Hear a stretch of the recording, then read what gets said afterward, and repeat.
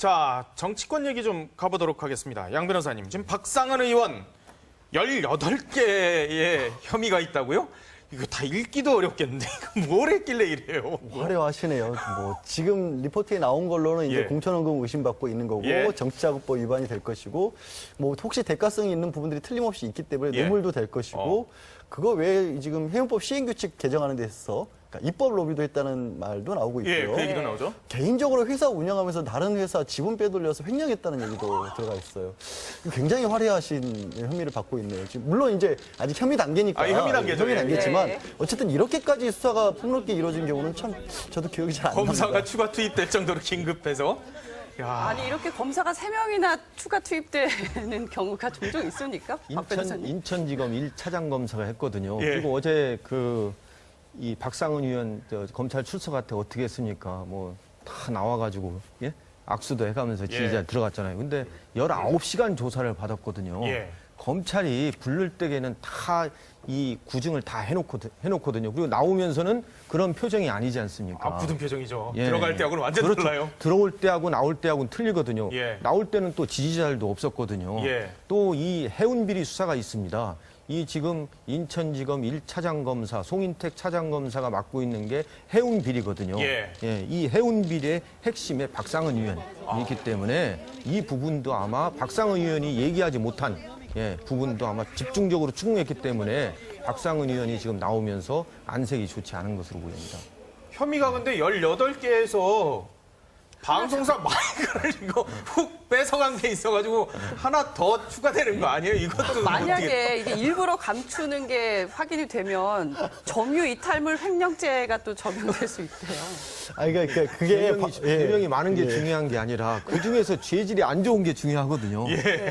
박상은 의원 보니까 상당히 얼굴빛이 들어갈 때하고 완전 나올 다르죠. 때하고 완전히 방송 틀린 것 마이크 뺏어가는 거 처음 본 것 같은데. 마이크를 제가 생각했을 땐 그랬을 것 같아요. 혹시 그분이 생각했을 때는 뭔가 이게 의도적으로 자기 예. 얘기를 녹취를 따기 위해서 누가 놨다라고 생각을 해서 가져간 것일 거고 그렇다면 단순하게 점유이탈물 횡령이 아니라 사실은 절도라고 봐야죠. 왜냐하면 절도라고 봐야 돼. 방송국이 일부러 놓은 거를 가져간 거니까. 이게 굉장히 저희가 와이어리스라고 하는 마이크인데 그거 비싸요. 그거 8만 원대에 이르는데 예, 몇백만 원 하는데. 그 해당 매체는 지금 설마 그러게 하겠습니까? 곤혹스러워하는 예. 입장인 것 같습니다. 자, 지금 방금 들어온 속보를 하나 전해드릴게요. 일단 국방부 검찰단이 윤일병 사건과 관련해서 살인죄 공소 의견을 제시를 했다고 합니다.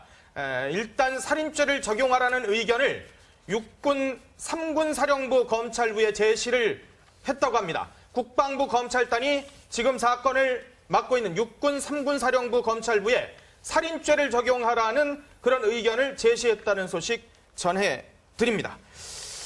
자, 황 의원님 이렇게 18개 범죄 혐의 있고 이런 거 보셨어요, 예전에? 그래도 있었겠죠, 예전에도 이런 분들? 그래서 별로 없었던 것 같아요. 별로 없었어요? 네, 별로 없었는데 또 이분 같은 경우는 의원도 의원이지만 또 기업 개입을 하다 사업하다 보면은 기업하다 보면 여러 가지 얽히죠. 그러니까 18개 되는 거지. 현역 정치인이 갑자기 그런 식으로 18개 죄명이 달릴 일이 있나요? 크게 하나 굴지가에 걸려서 가면 그만이죠.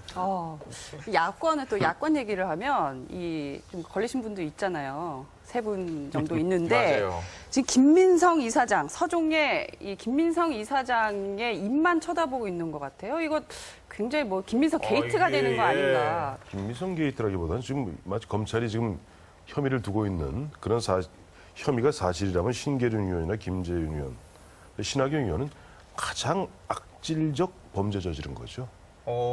아니 신성한 입법권을 갖다가 청부 입법한 거 아닙니까?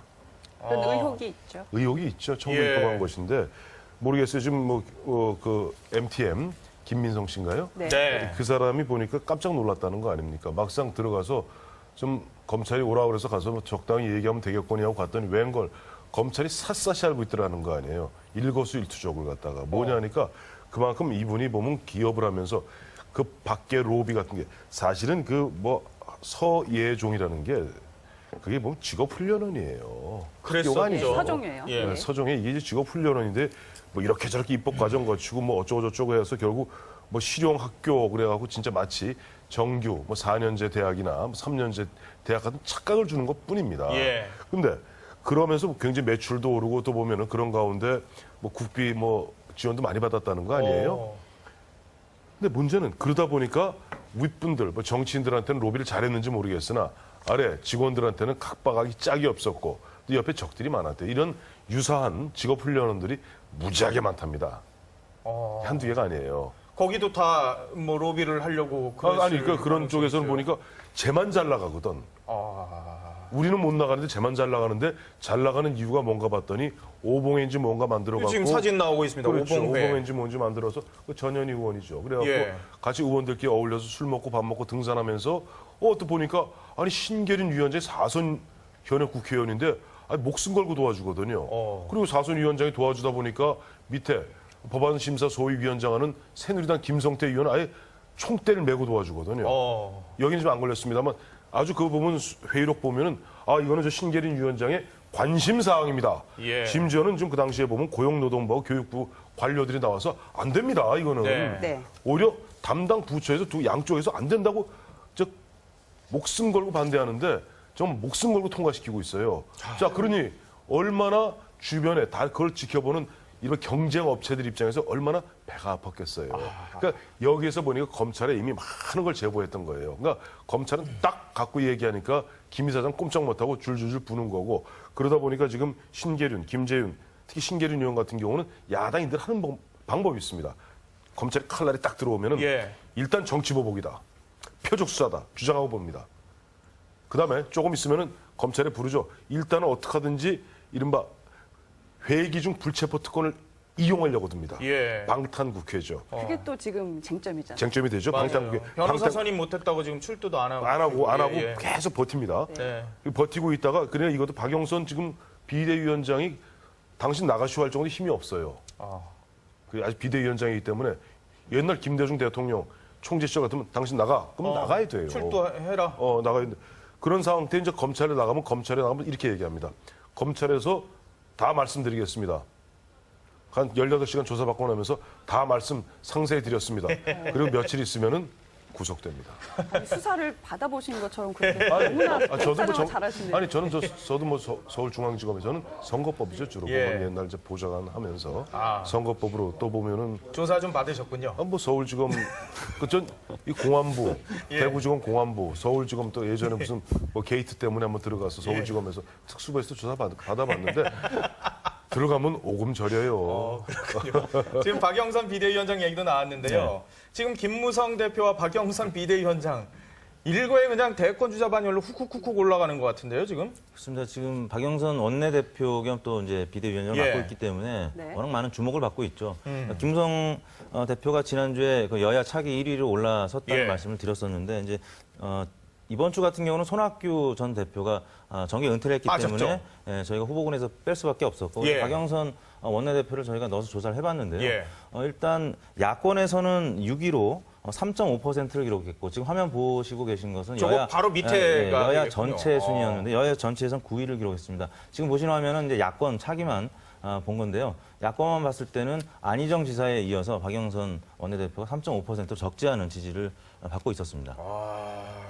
그런데 지금 좀 박영선 대표가 어제 그 세월호 특별법 처리를 했는데 야권에서 또 그렇게 추인을 안 하는 분위기예요. 이거 지금 어떻게 되는 겁니까? 그러면 안 되죠. 그러니까 어쨌든 원내대표라는 것은 전권을 위임해주고 위임한 거 아니에요. 위임한 예. 상태에서 이게 보면 처음에는 보면 세월호 유가족들은 기소하겠다. 기소권을 달라는 거 아니에요.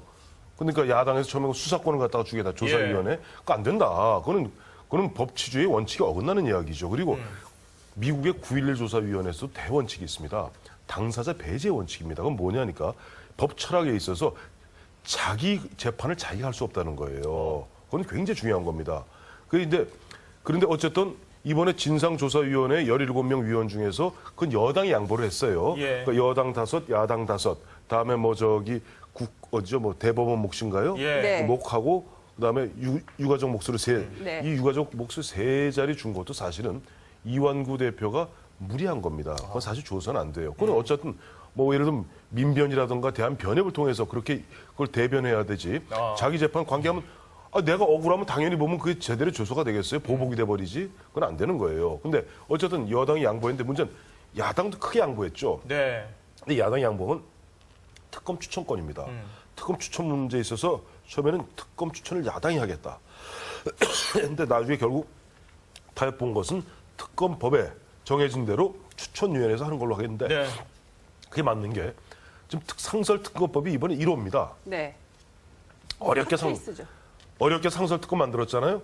근데 거기에서 예외적으로 상설특검법 법대로 만들어 놓고 그 법에는 보면 추천위원회에서 하게 돼 있는데 이거는 야당이 추천하겠다? 네. 그럼 특별법이 또 특별법을 만드는 거예요. 예외 또 예외를 만드는 거예요. 예. 그건 있어서는 안 되는 얘기죠. 그러니까 당초 보면 야당이 무리한 요구를 했던 겁니다. 그건 뭐냐니까 730 재보선을 앞두고 세월호 심판이라는 자기들의 캐치프레이즈를 극대화시키기 위해서 그걸 내걸었던 건데 박영선 원내대표 입장에서는 그것을 정상화시켜서 자신들이 주장했고 자신들이 그렇게 물론 박근혜 대통령의 공약 사항이기도 했습니다만은 그 현재 상설 특검 여기에 따라서 제대로 보면은 이런 7명의 추천위원회에서 추천하게 돼 있는 그 절차로 간다고 그래서 그 특검이 그러면 보면 뭐 사실 은폐하고 그런 특검이 나오겠습니까? 그거 일단 아닌데 그거 갖다 상황을 원상적으로 좀 책한 건데 보죠, 뭐. 뭐냐 최민희 의원 등 이른바 보면 좀 강성 의원들이 네. 지금 반대하고 의총 다시 열어가지고 다시 결정하자 이렇게 얘기하잖아요. 그러면 저 원내대표 뽑지 말라고 그러세요. 그럼 다 나오라고 그러세요. 130명 의원이 원내대표로 나와야지. 그럼 원내대표 모터로 뽑습니까? 힘을 실어줘야 된다. 당연하죠. 한 가지 첨언하자면 예. 박영선 원내대표의 지지율이 새누리당이나 중도 보수층에서 더 지지를 많이 받고 있습니다. 아, 그래요? 지난번 대통령과의 회담부터 좀 온화한 모습을 보여줬었고 예, 예. 이번 세월호 특별법 처리 과정에서도 물론 야당 지층에서는 많은 비난을 받고 있습니다만 중도층에서 가장 높은 지지를 받았다는 점에서는 좀 특이한 점이라고 재밌는 봅니다. 현상이네요. 외연 확장이 대, 되고 있는 네. 거군요. 대통령 되려면 여야로부터 공이다 지지를 받아야지 대통령이 될 수 있는데 어쨌든 유력한 대권주자 반열에 첫 발을 디뎠다는 건 의미 있는 일이죠. 알겠습니다. 지금까지 황태순 정치평론가, 이택수 리얼미터 대표, 양지열, 박상용 변호사와 함께했습니다. 고맙습니다. 감사합니다. 감사합니다.